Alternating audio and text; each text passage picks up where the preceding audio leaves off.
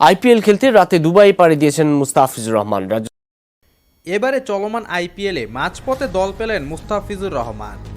দিল্লি ক্যাপিটালসের হয়ে আসরে বাকি অংশে খেলবেন তিনি।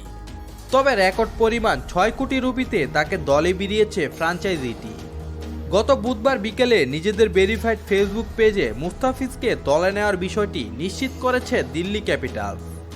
পোস্টে দিল্লি ক্যাপিটালস লিখেছেন, ২ বছর মুস্তাফিজুর রহমান আবারও স্কোয়াডে ফিরেছেন। তবে মূলত অজি ব্যাটার জ্যাক ফ্রেজার ম্যাকগার্কের বদলে এই টাইগার বোলারকে দলে নিয়েছে ফ্র্যাঞ্চাইজিটি। এজন্য দিল্লিকে খরচ করতে হয়েছে ৬ কোটি রুপি, যা আইপিএল খেলা বাংলাদেশি ক্রিকেটারদের মধ্যে সর্বোচ্চ পারিশ্রমিক। তবে এর আগে ২০২১ সালে ৩ কোটি ২০ লাখ রুপিতে সাকিবকে দলে নিয়েছিল কলকাতা। এর আগে ২০২২ এবং ২০২৩ মৌসুমে দিল্লি ক্যাপিটালসের হয়ে খেলেছিলেন তিনি। এদিকে আইপিএল ক্যারিয়ারে এখন পর্যন্ত ৩৮টি ম্যাচে অংশ নিয়ে তিনি ৩৮টি উইকেট নিয়েছেন। তার ইকোনমি রেট ছিল ৭.৮৪।